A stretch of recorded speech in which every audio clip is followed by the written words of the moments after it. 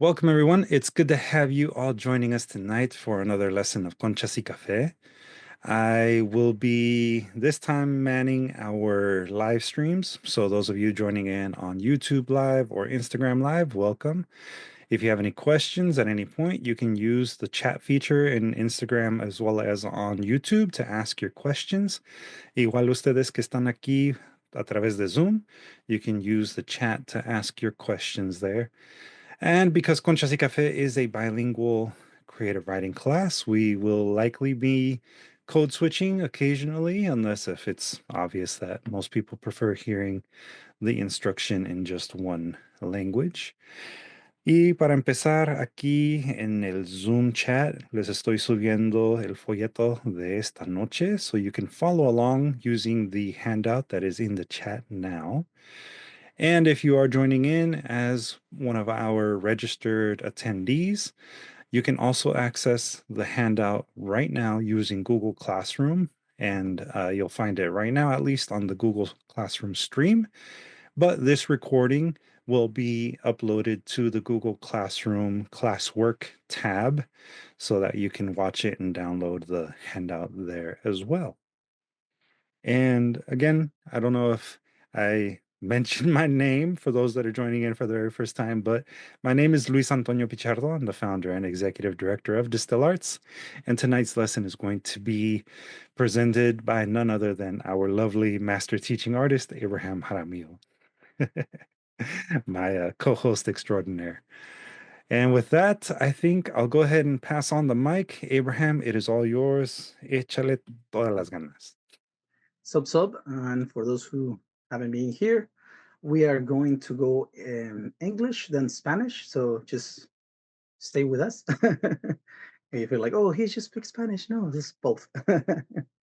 And today we have a very special class. So thanks for all the new people that are coming just to check this special edition. And so let's start. Let me share the screen. Where is it? For this, I'm going to ask for somebody in the chat, participants to read it. Again, I don't know who is in the metro or who cannot speak, so we have some issues there. So I'm going to let it up to you guys to read the first one in English. And so here we go. Who's up for this task? Because I've been speaking the rest of the lecture. Well, I was going to say me. Okay, go for it. Luis can read the Spanish one. Thanks. All right. I am building a place to live where the walls are held up by hope, where the floor is made out of courage, where the foundation is rooted in love. I am building a house where the windows are treated at treated in acceptance, where the stairs are crafted of perseverance, where the front door will always be open to those I love. I am building a home where the paint was mixed by forgiveness, where the rooms were built by joy, with joy, where the roof is a masterpiece of self-confidence. I am building myself. Construction. Thank you. Yeah, thank you very much. Again, this poem is titled Construction Project by KMR. I don't know exactly the writer. It's just one of those that I find on the net. And again, I'll ask, I guess this time, just for time's sake, for Luis to help me with this one, if you can. Thank you, Luis. Estoy construyendo un lugar para vivir, donde los muros están sostenidos por la esperanza, donde el suelo está hecho de coraje, donde la base está arraigada en el amor. Estoy construyendo una casa donde las ventanas se tratan en aceptación, donde las escaleras están hechas de perseverancia, donde la puerta de entrada siempre estará abierta para quienes amo. Estoy construyendo una casa donde la pintura fue mezclada por el perdón, donde las habitaciones fueron construidas con alegría, donde el techo es una obra maestra de confianza en uno mismo. Me estoy construyendo a mí mismo. Llamado Muchas gracias, Luis. Proyecto de Construcción. Gracias. Por KMR. Ese es el nombre del artista que escribió este poema. And my question what do you guys think about this poem? I'm going to leave it in English here so you guys can check it out as well. ¿Qué piensan acerca de este poema? What do you guys think about this poem? What it says in the poem, it's building himself, or herself. Technically talking about how much it takes for you to be the person you are. Yes, thank you. Who else wants to speak? Well, I personally like that it goes from I'm building a place to live to then I am building a house to then I am building a home and I am building myself. So it's kind of like a funnel where, a place to live can be very general, can be any place. And then a house is something that's a little bit more specific, but a home is something that has a deeper meaning. And then to build yourself is, I think, the ultimate goal for everyone. So I really appreciate how we go from a larger idea to a simpler idea, or maybe more uh, complex idea. Yes, and I think Jung Grisel has something to do with like where this poem is heading. It's using a home as a metaphor of what you want to become or how do you want to live your life, right? And it's a task. It's not something you wish for. It's something you're building towards, which I like that saying. It's not like, oh, I want these, I want that. It's not like I'm building it. I'm taking all these parts and I'm making sure that this is the way I want my life to be. And so by consequence, this is how I'm gonna become the person that I want to become, right? It has all these great things, like acceptance, perseverance, love, all these good things, but you have to work for them. It's not something you wish, it's something you're building towards, which I like. And with that being said, anybody wants to speak before we move on about this poem? Okay, so let's continue. I want to show you this photo here. And for this, I want to let you speak again. Like, what do you guys think about this photo? ¿Qué piensan acerca de esta fotografía? River in the chat added Transformers Unite. Well, I can see some of like the face kind of the Yeah, you can see that. Eric added Symmetrical San Diego. Oh, somebody knows what's up. Yeah. Yeah, that's definitely what stands out to me is the symmetry. Yes. Well, today actually we're I want to show you this. This is a photo by Eric Jepson.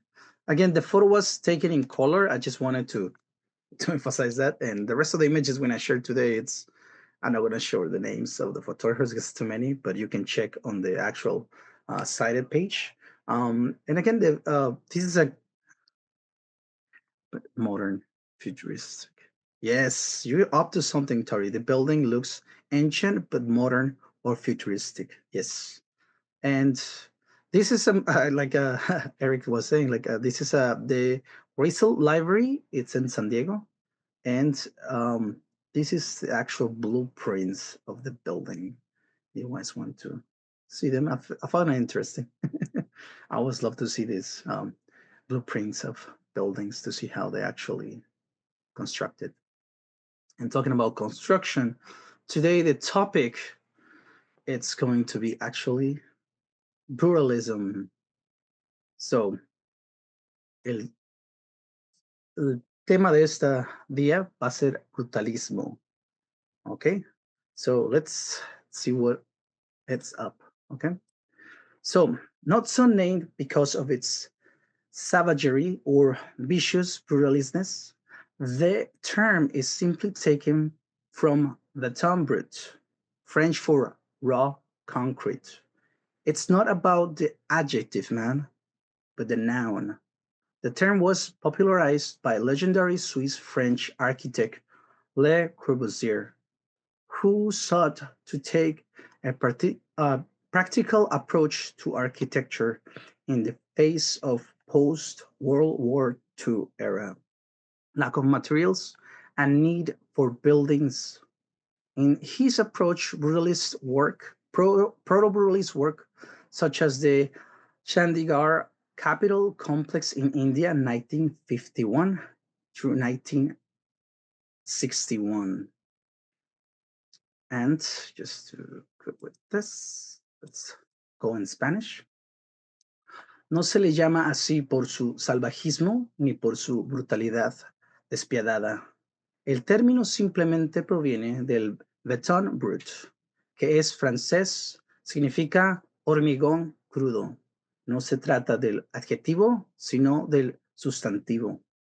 El término fue popularizado por el legendario arquitecto suizo-francés Le Corbusier, quien buscó un enfoque práctico de la arquitectura ante la escasez de materiales y la necesidad de nuevos edificios en la Segunda Posguerra Mundial.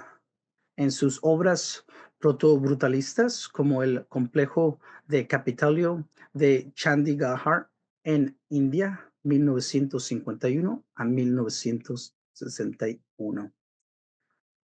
And here is the actual building that we're talking about, right? And sorry, somebody put something in the chat. Interesting how the French word for concrete created a non-French word for architecture that looks brutal to the idea of simplicity. Yes, River. Let's talk a little bit about this building.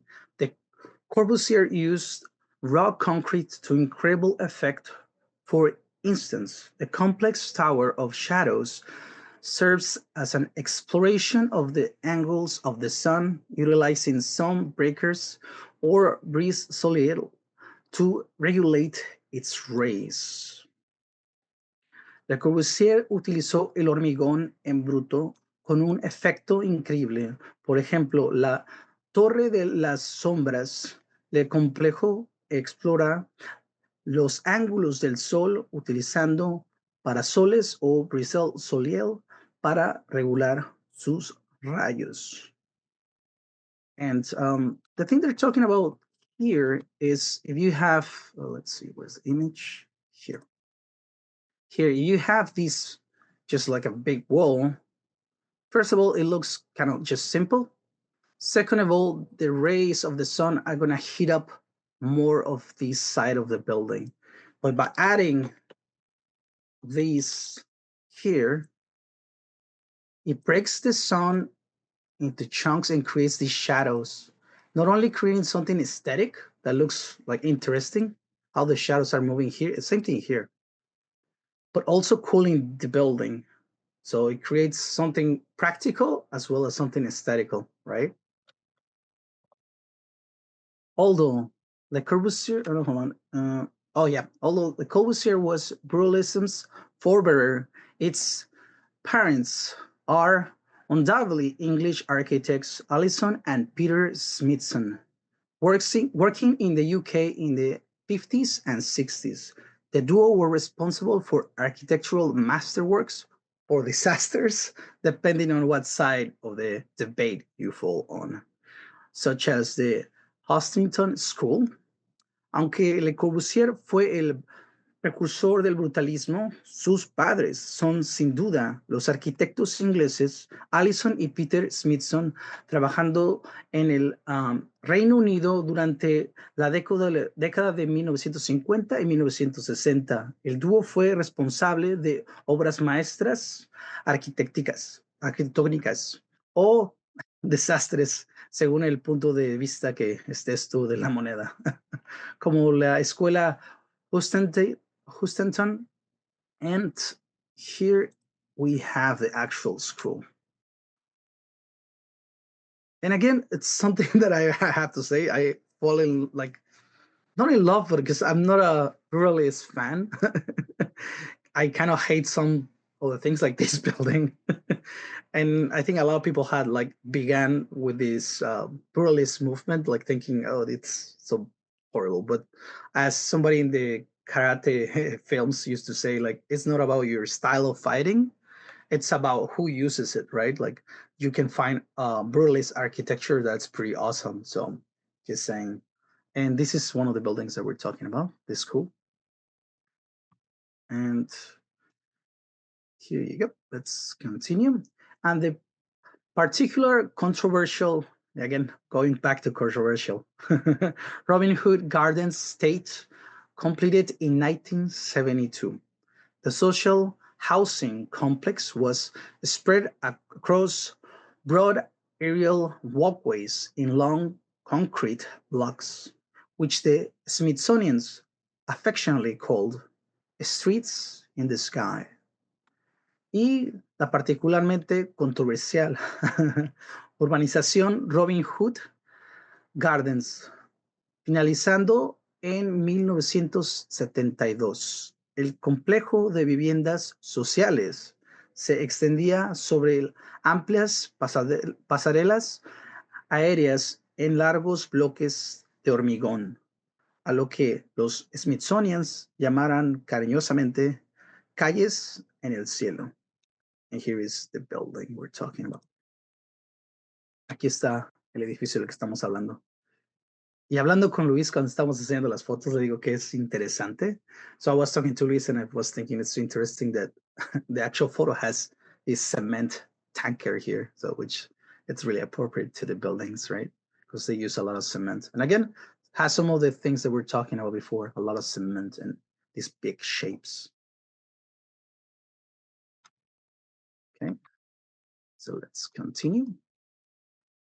In the United Kingdom, brutalism was featured in the design of utilitarian, low-cost social housing influenced by socialist principles, and soon spread to other regions around the world, while being echoed by similar styles like Eastern Europe.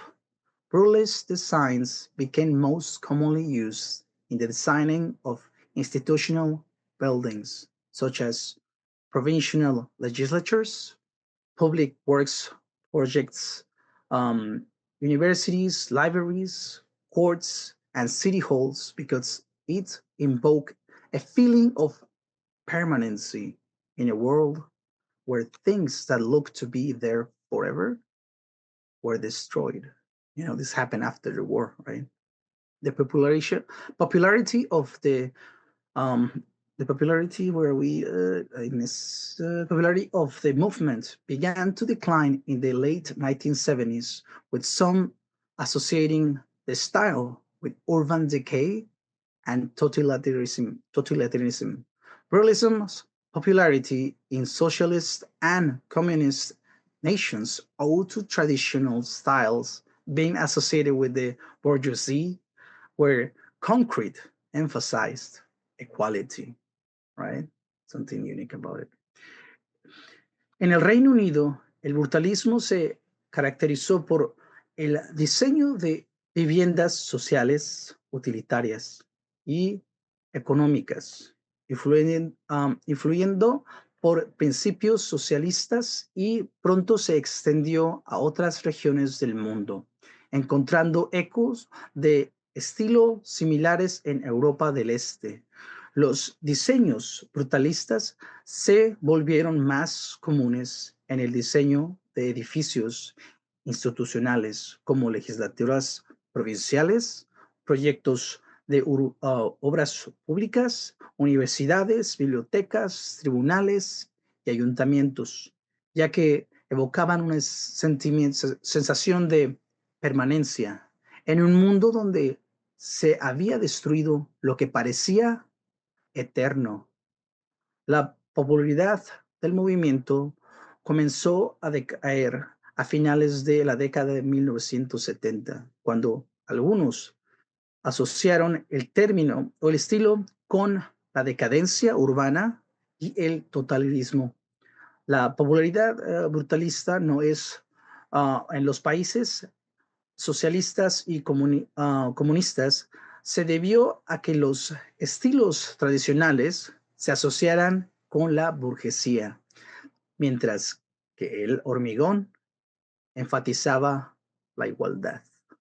Okay, so far, any questions? Somebody wrote something in the chat, Luis? Yeah, not specifically a question, but Yeah, River wrote that, it's interesting how the French word for concrete created a non-French word for an architecture that looks brutal to the idea of simplicity. And then River also wrote that it was very, very enlightening what you were reading right now.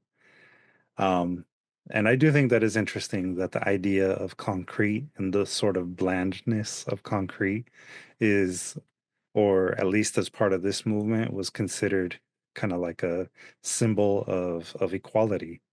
Yes. And then River responded, I associate it with decay, meaning brutalism, not just urban and totalitarianism, or just the erasure of things that make life interesting, unless it's really well done, but also of aging ideas of what the future should look like. But it's a new perspective that it could be seen as quality, equality, stability, etc. And Tori also added, I wonder if it's because they saw it as, quote, everyone having the same type of building that looks alike, no matter the social class. Yes, you guys getting it. Again, that's a divide with the Eastern and the Western world, right?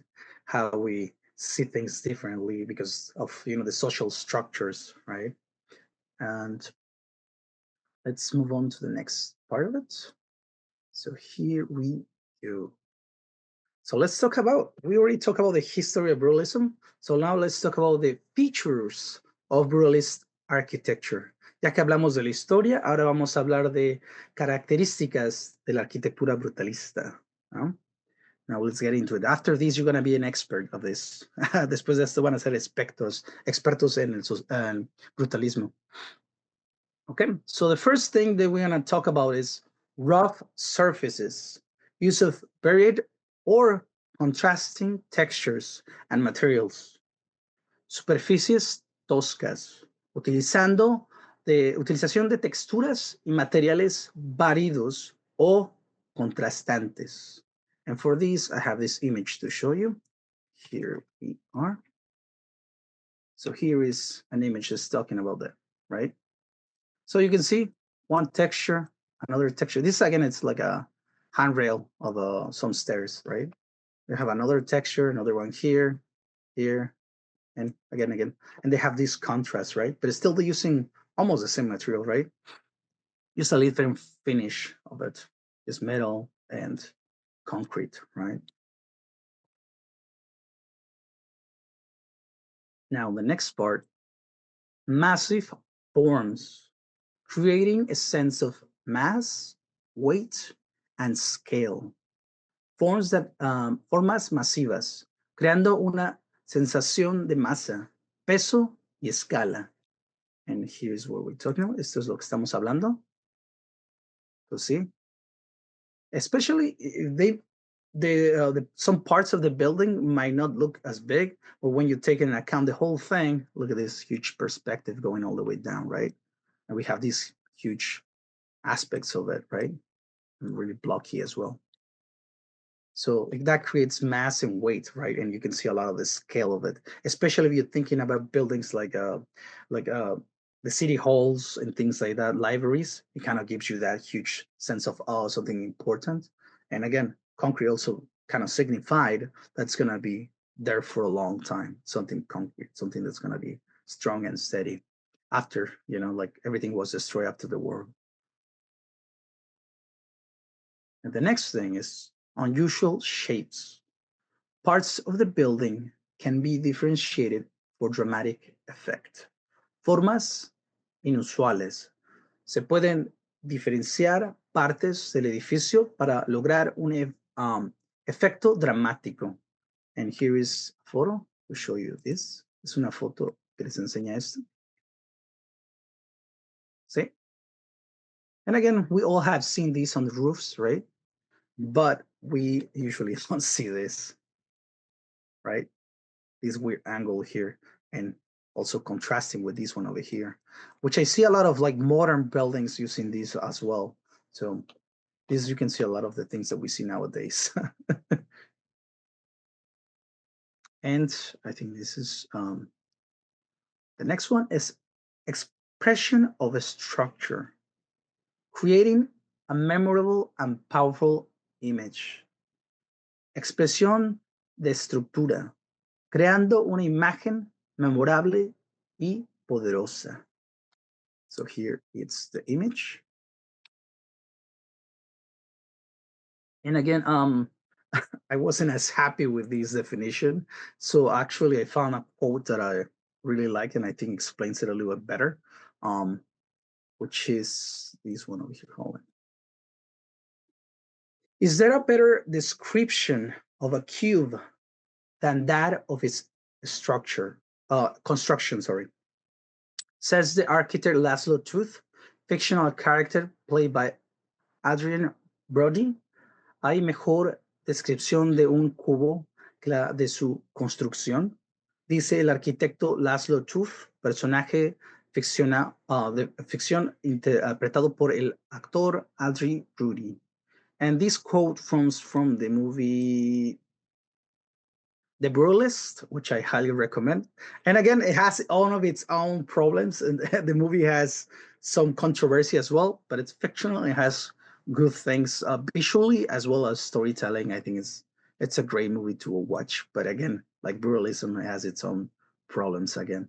And again, is there a better description of a cube than that of its construction? It can again emphasizing what its construction is like. It doesn't have like beautiful angels stuck in the walls or things like that. They're actually using the building as the actual visual elements of the building, right?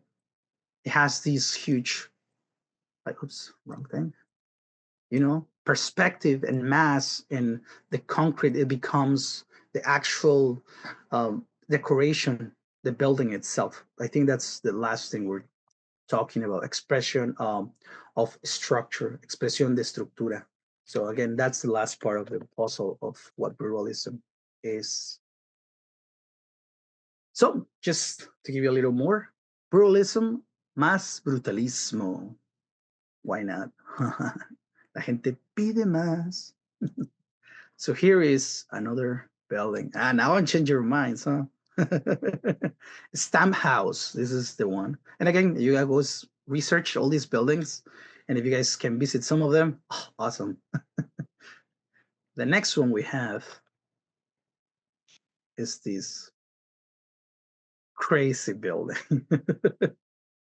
And I think I have seen this one in a luchador movie because this one, the Praxis home, is in Mexico. And Mexico has a lot of brutalism architecture. So you guys want to go, definitely a good place to check, especially modern brutalism as well. And crazy house, huh? Yes. The birdhouse for the pet bird of Godzilla. Yeah, but again, good thing that you mentioned Godzilla because again, right, it's that perspective, these huge elements, right?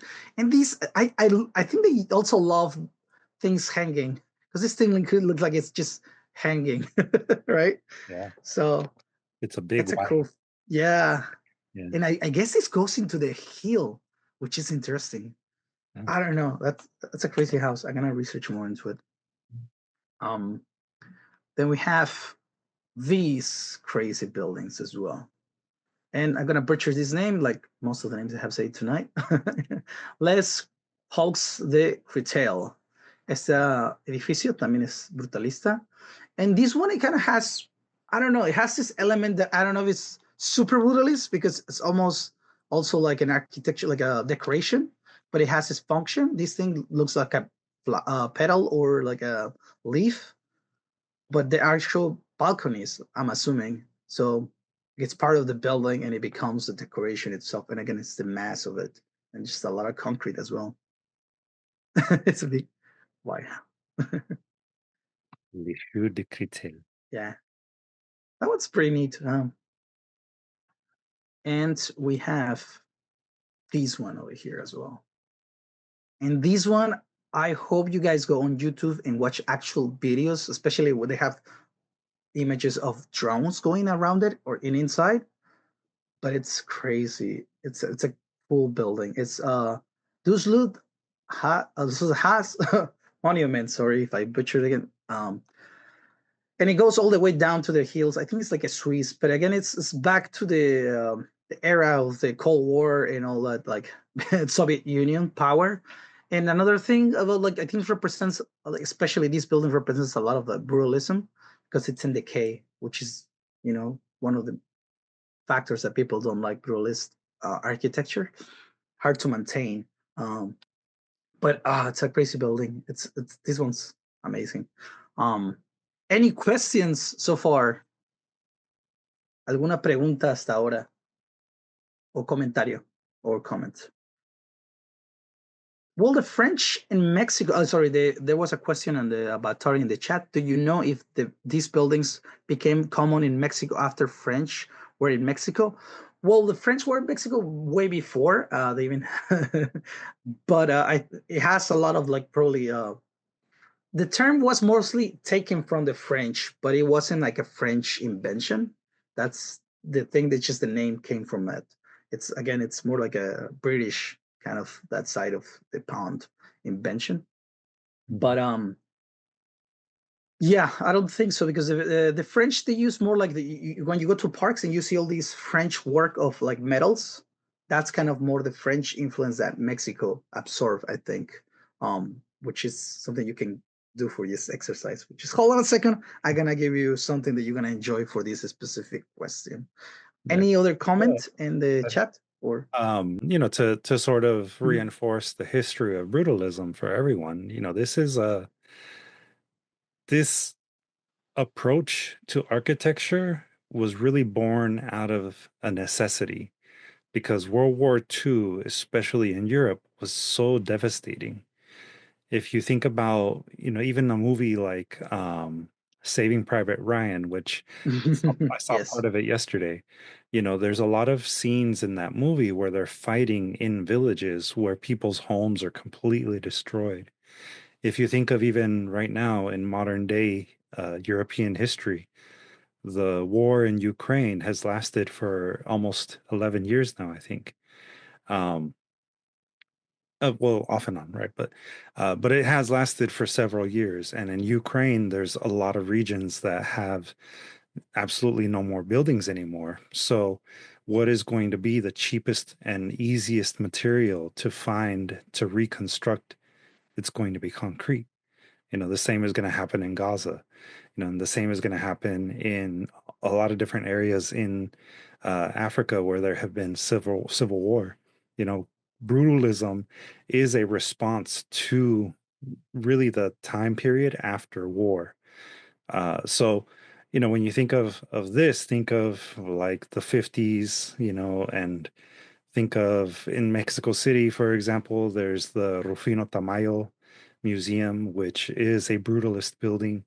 There's obviously ways in which it can be done in a beautiful way in like Mexico.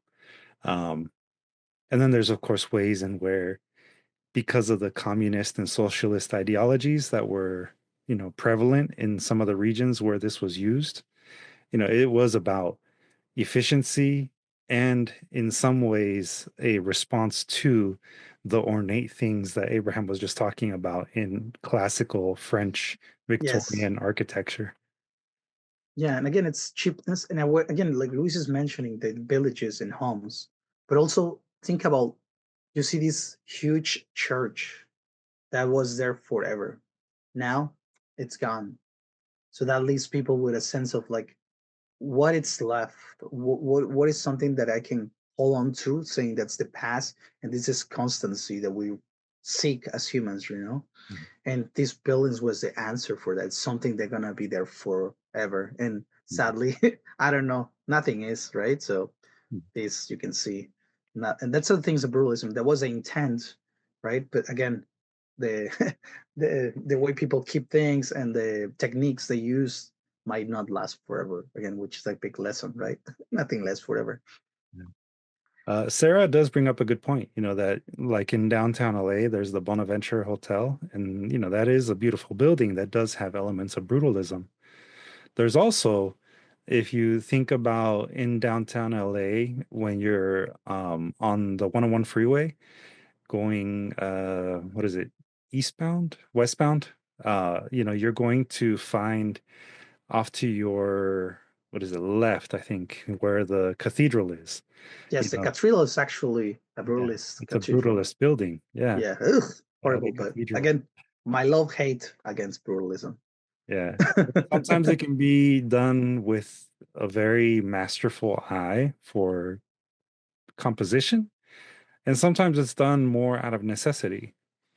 And sometimes, both things can live together at the same time. It comes down to just your own individual perception of it. But Yeah, definitely. Some people love the ones that I hate, by the way. yeah. But again, so there was also an architect that was talking about this as well, saying, like, "Oh, a lot of people hate this new buildings." They say, "Why didn't build like they used to build before, like rancherias or Spanish style?" Yeah. And the guy's like, "Yeah, I love like modern architecture, which is a little brutalist as well, because it's cheaper in the sense of execution and as well as materials, because the other ones were more detailed. And again, back then, people weren't paid as well, so it was cheaper labor. That's why we end up with these more ornated or elaborated styles of architecture. And this modern or this type of brutalist architecture has that cheapness to it, but efficiency is faster to build, and the materials are cheaper. And again, how you use them is where the style or the beauty comes from. I believe. Yeah. And with that being said, oh, hold on. Do we have more people talking about here? Yes. And we have more stuff going on. So let's move on. Boop. Let's move on to this next part. And for this one, I'm going to read the English version. And hopefully, Luis, you can help me with the Spanish. Sure. And it goes like this. This poem goes like this. War was brutal. In the aftermath, a holocaust of cities, new and ancient buildings, blasted, burned, turned into rubble. For countless dwellers, tomorrow never came. Death is brutal. The word peace is brutal. It lacks the magic of an speedy manifestation. It takes time. Waiting is brutal. Rebuilding turned into brutal. The town brute turned into the new homes, city halls, hopes, the new sense of permanency. Brutal emphasis on the structure, rough to the touch, to the eyes, massive, unusual, yet unafraid to show what it is made of raw necessity. For architecture is poetry, and poetry is raw. Title for this piece, Life is Brutal by yours truly. And we're gonna go into the Spanish version. Vamos a ir a la versión en español. Luis, whenever you are ready. All right. La guerra fue brutal. Tras las secuelas, un holocausto de ciudades, edificios, nuevos y antiguos, explotados, quemados, convertidos en escombros para innumerables habitantes. El mañana nunca llegó. La muerte es brutal. La palabra paz es brutal. Carece de la magia de una manifestación rápida. Toma tiempo esperar. Es brutal. Reconstruir se convirtió en brutal.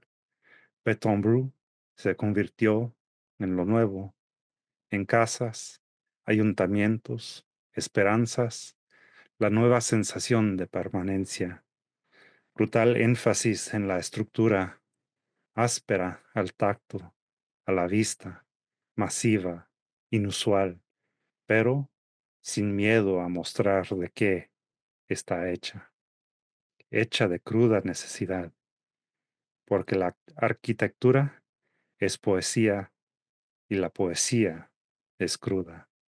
Título: La vida es brutal, por Abraham Jaramillo. Thank you, Luis. I love hearing poems, like how the people perform.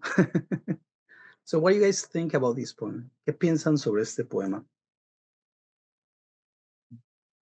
Extra credit for the person that gets the Yes, hidden hidden details. River wrote, "Peace is brutal and poetry is raw." That struck me. I don't know. To me, the poem was more of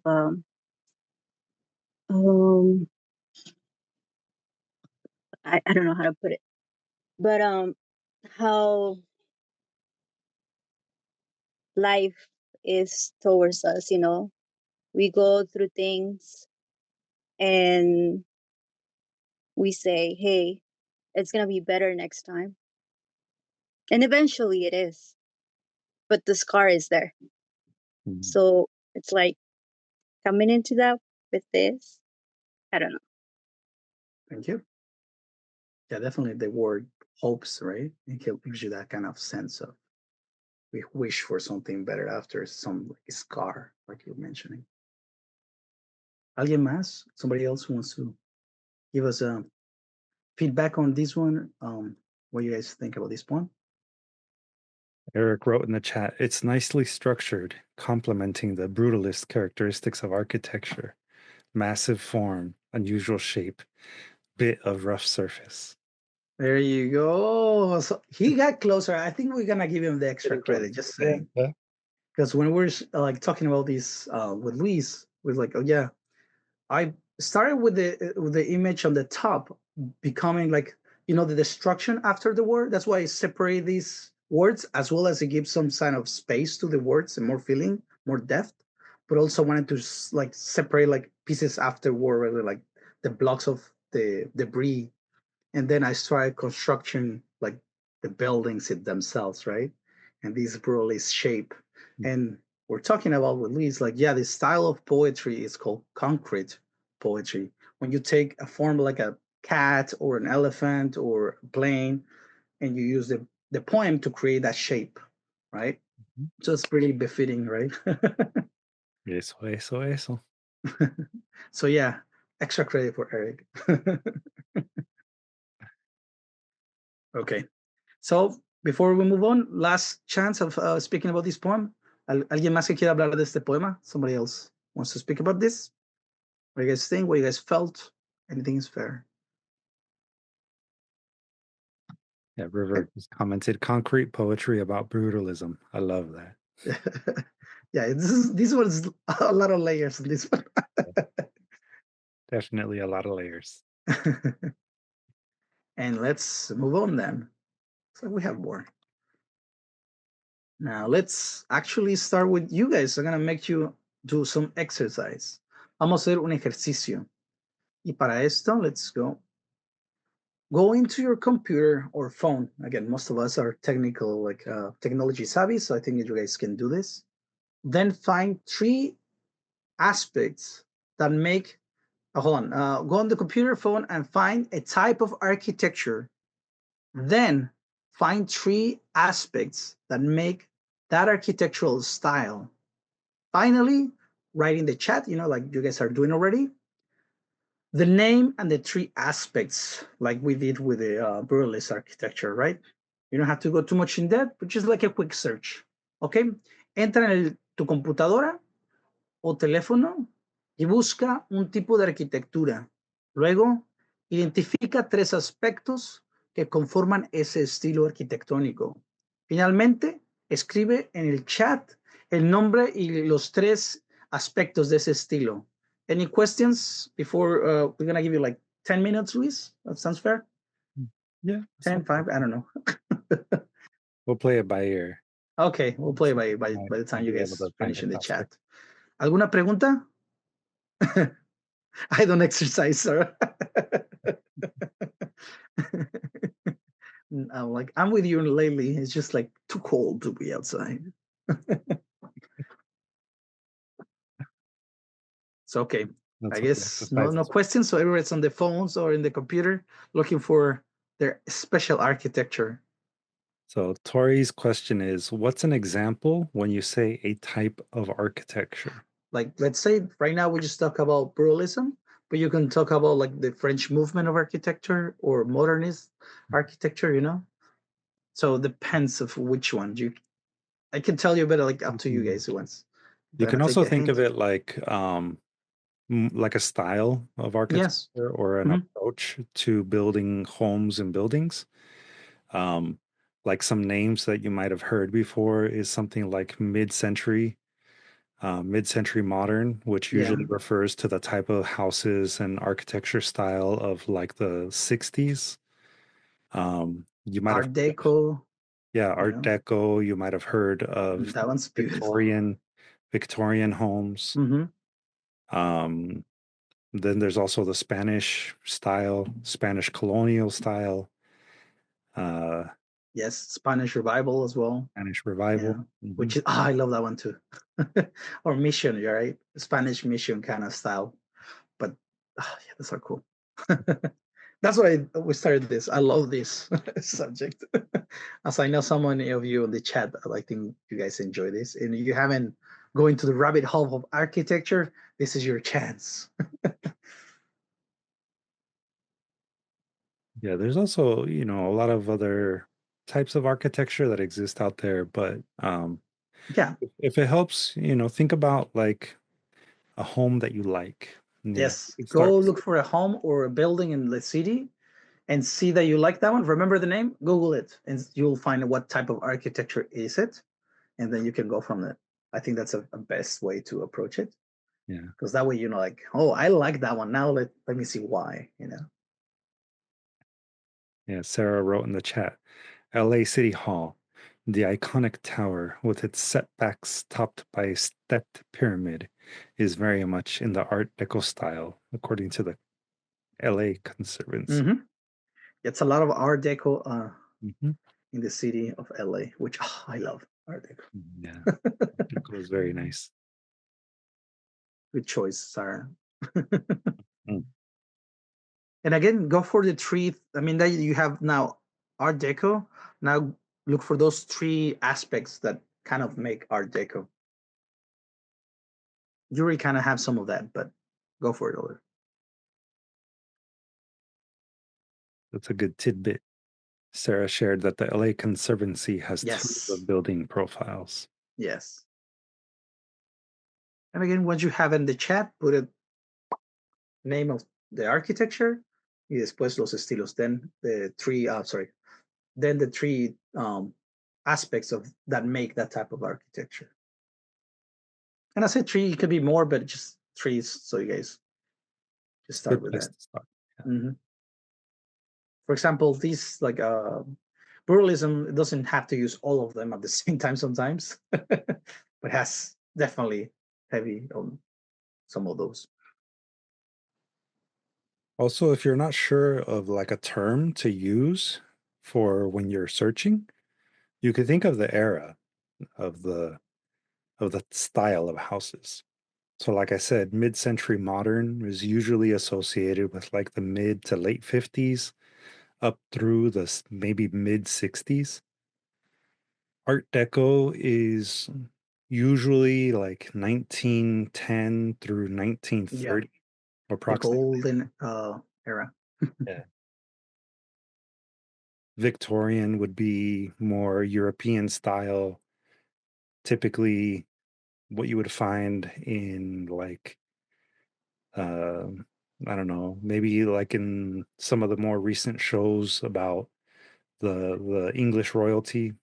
Yeah, Victorian, you can also see like the houses that are really like the spooky houses that you think of when in the Yeah, movies, like the Beetlejuice. That's yeah, there you a go. Victorian house. Mhm. I love Victorians too, but they're definitely creepy, which I Mm. like. Imagine having one of those houses. You can do the craziest Halloweens. Just saying. Yeah,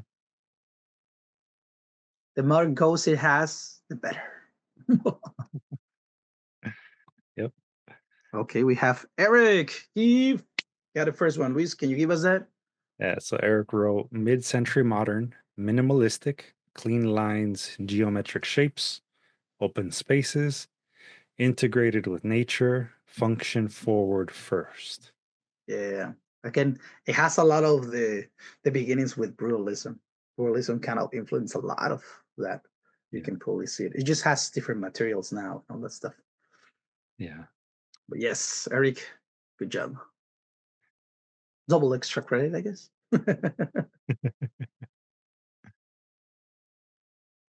Yeah, there's also things like the craftsman style. Yes, that one is beautiful. Yeah. Craftsman style homes are usually what you might find in places like South Pasadena, Mhm. and Altadena. Especially, yeah. Yeah. That's when it kind of took a lot of the hold. Yeah. It was really Japanese influenced. Hmm. And Grisels knows this one.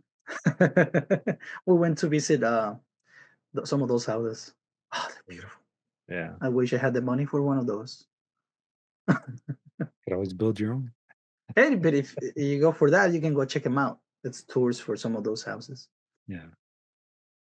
That's a cool thing you guys can do. Oh, imagine go write a poem in that specific house. Crazy. Love it. And again, a good tip is like Luis, we're talking about like, remember a house that you saw on the TV or movie?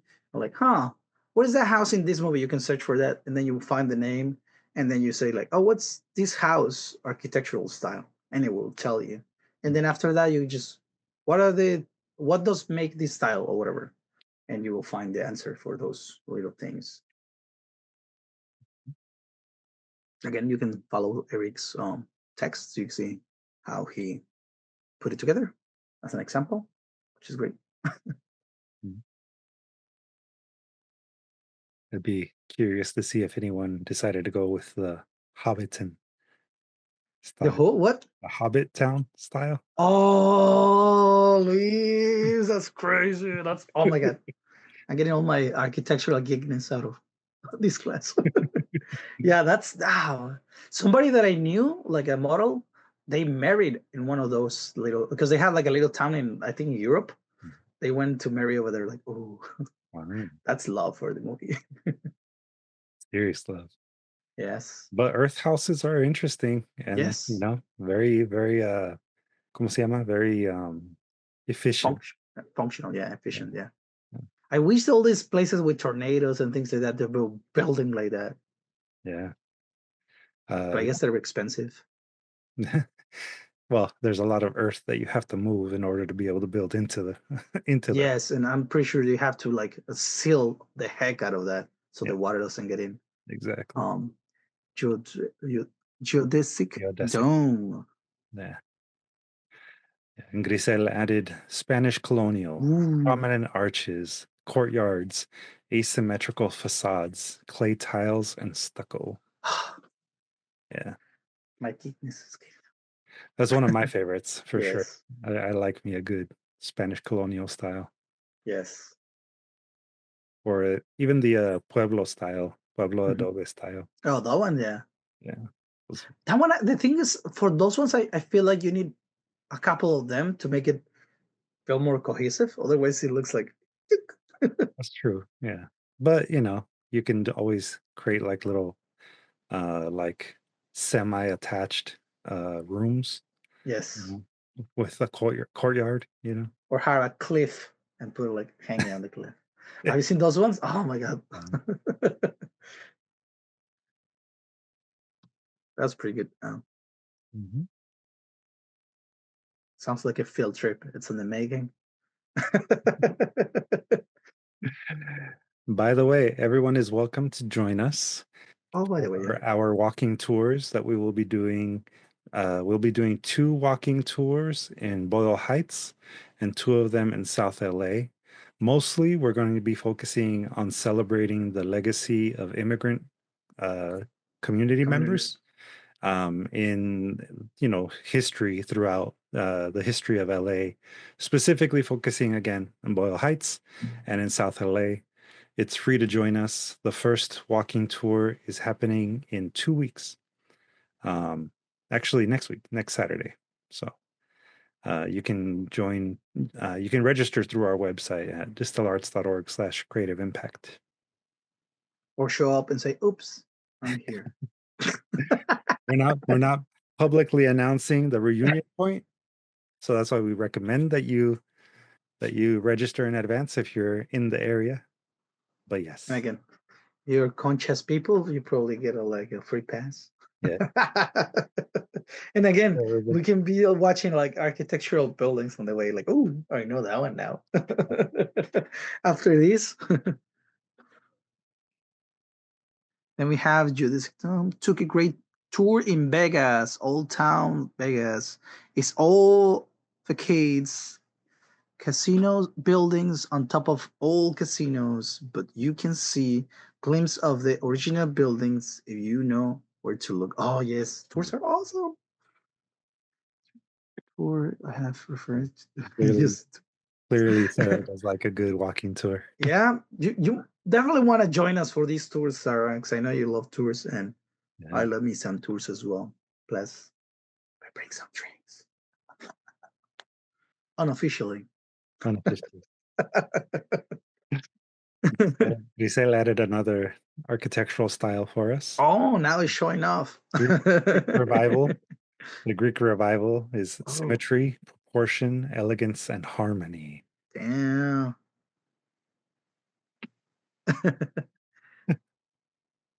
Yeah, thank you, Sarah. Yeah, definitely come with us. Like, I'll be fun. Yeah. And again, if we finish early, we go eat food and drinks. Oh yeah, Luis is putting in the chat. If you guys want to click and sign up, and again, do the signing if you can. I know, and if you're not tech savvy, just follow us on Instagram. There's probably more information there too. DSTL Arts, right? Luis? Yeah. You can also just email and Oh we yeah, can sign you up. email, and we get the addresses, especially right, the points that we're gonna. Exactly. Yeah, definitely. You feel like you're not getting it, email Luis. You want to put your email, Luis, just in case, so he can send you the actual starting points and finishing points and all this stuff. He's more on the know of this project, on the location stuff and time. Mm-hmm. We have USC Berkeley Tower, which a clock that clicks the time for the students. Deux Arts Classical, standing there simple, not simple at the same time. Ooh, Aria. Okay. I'm gonna Google that one too. If you guys are wondering if I using your research on my own benefit, yes. Ooh. And the thing is, if you consider sometimes architecture styles also come with like movements of art and music at the same time. So it's also cool to see how the social aspect of this becomes its own universe, if you think about it. Yeah. And this is very true, especially when it comes to Art Deco. Art Deco was not just an architectural style, it was also a visual art style and a graphic design style. Yes. Oh yes, this.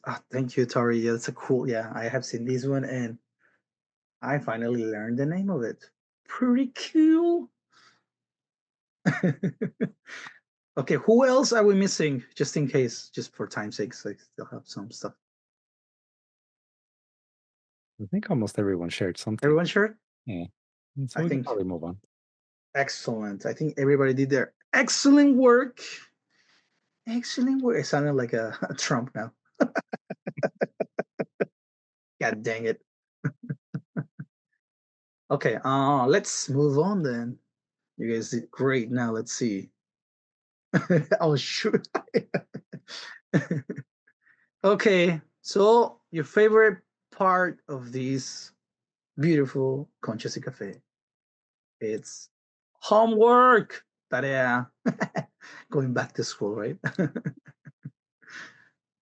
Okay, so it is. Imagine your home or your city has been destroyed by X cause.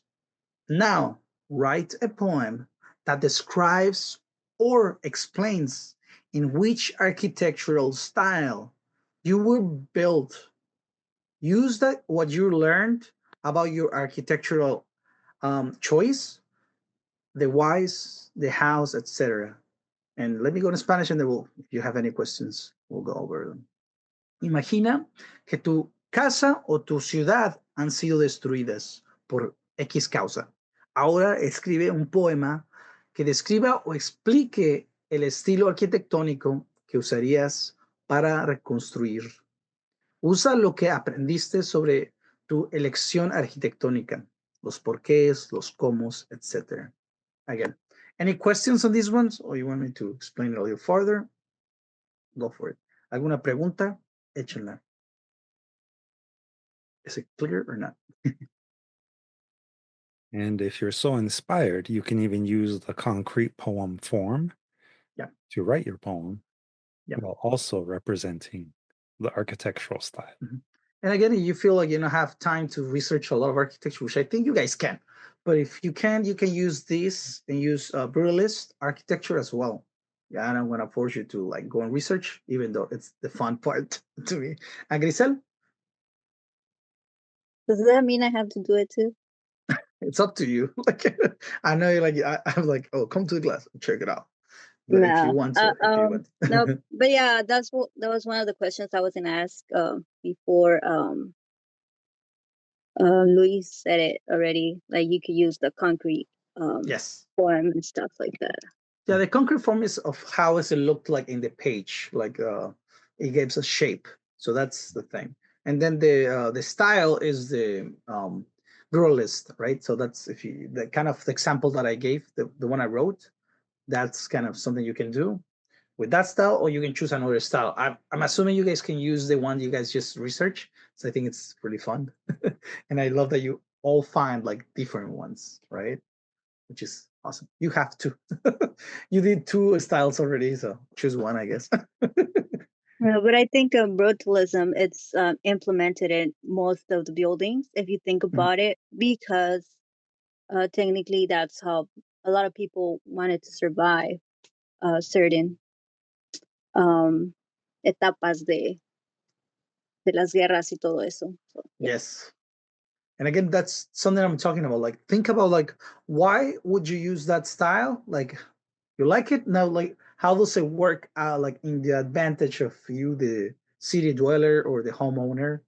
What this style convey? It doesn't have to be super practical. It can be something that you like personally, like visually, because I believe that that's the reason we have art. It kind of lift us up and give us hopes and give us a sense of beauty, a sense of awe. So it doesn't have to be something just practical. That's why I'm like, all these styles have a purpose that we have used throughout history, like Art Deco, craftsmanship, and as well as art. I don't know, Victorian.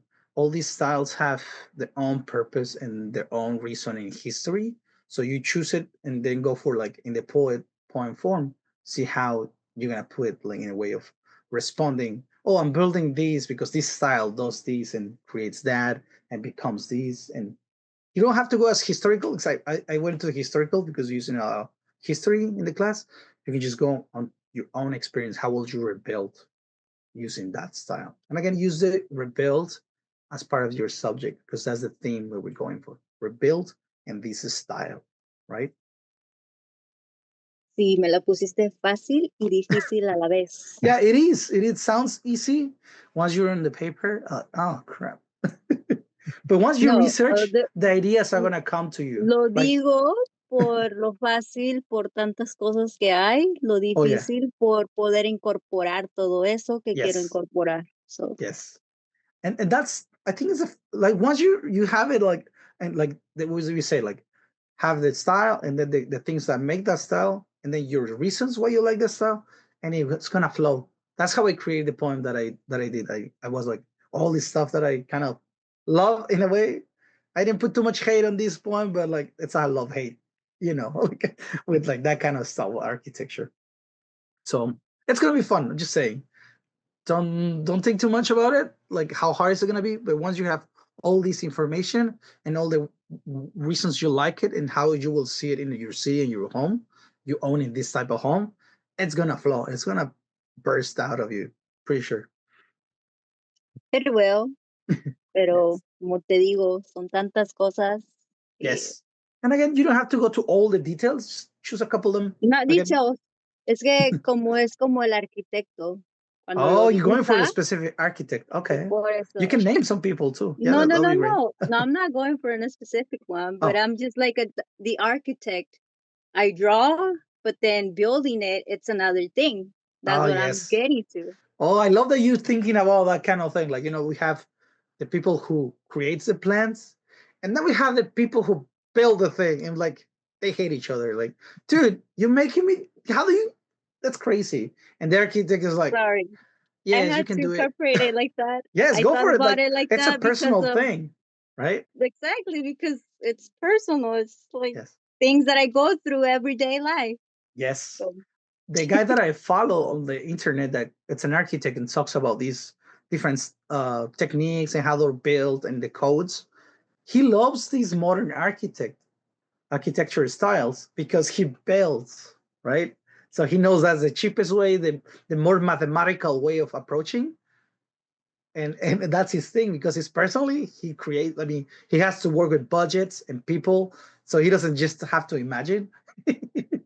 So he definitely has to do like all these things. So that's why he chooses like more simplistic or more straightforward architecture.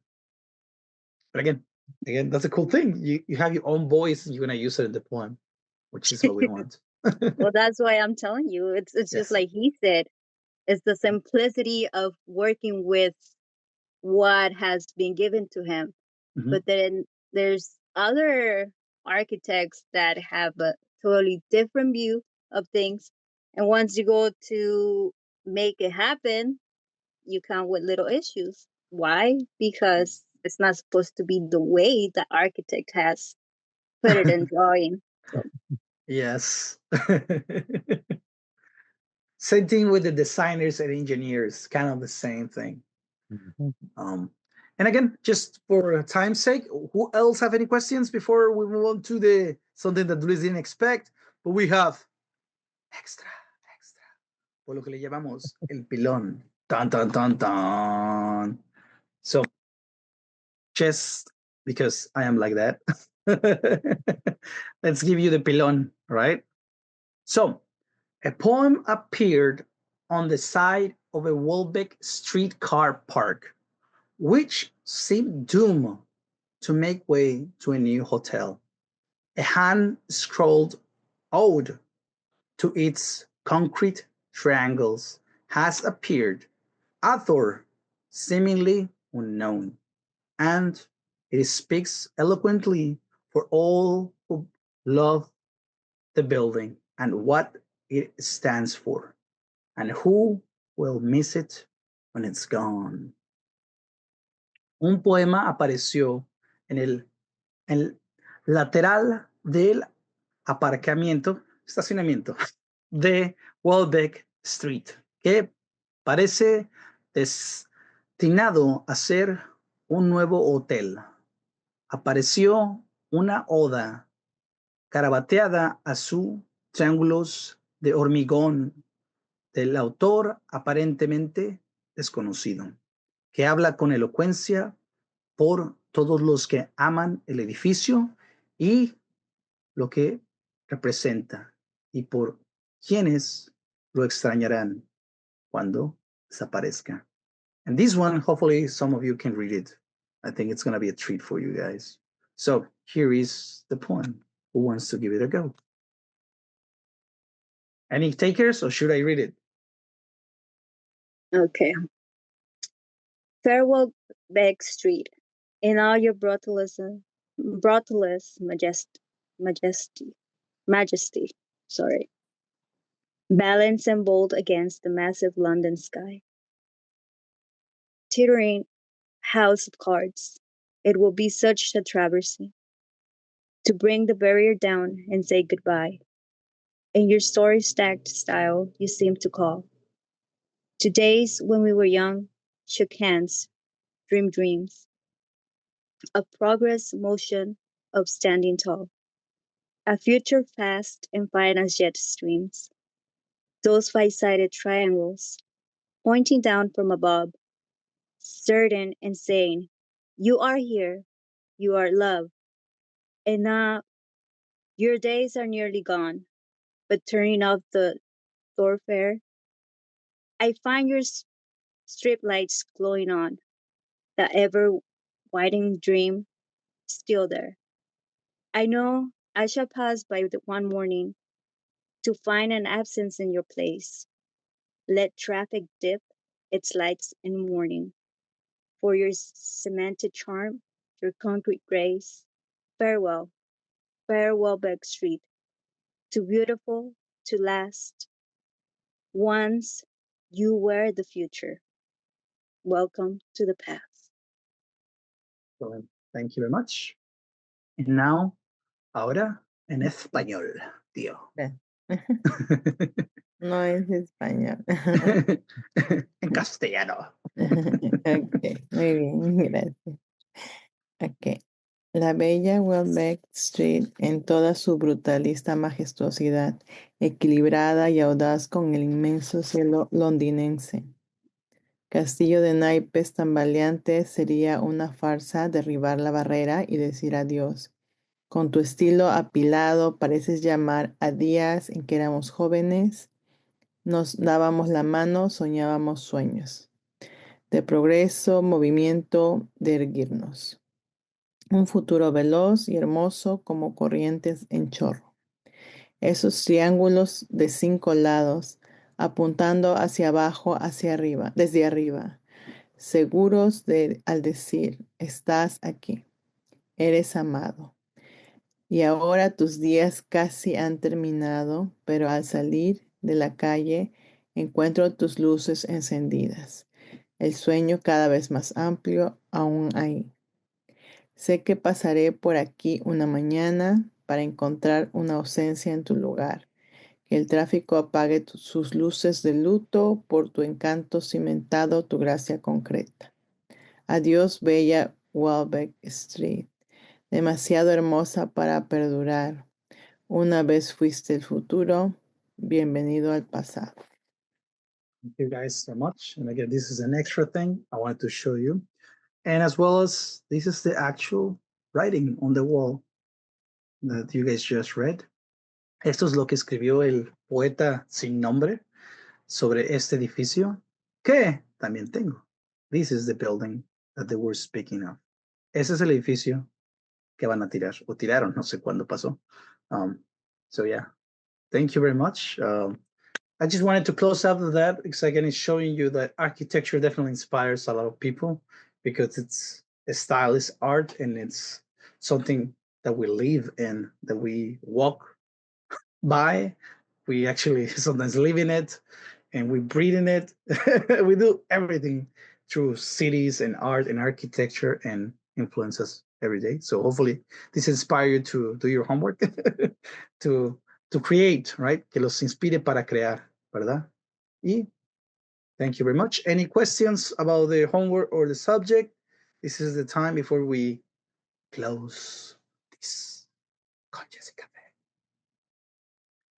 And the only other thing that I wanted to add is that, of course, this upcoming week, we'll have a workshop session. So you can bring your work in progress. It does not have to be 100% complete. And we can give you feedback on Tuesday and also the following week. So the next 2 Tuesday sessions will be for workshopping.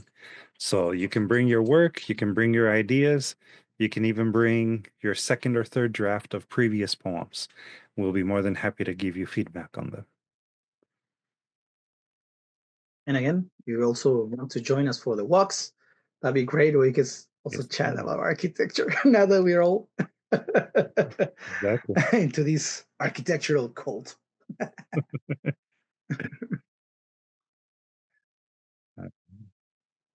Well, yeah, as Eric said, thank you so much, Abraham. Thank you for another wonderful lesson.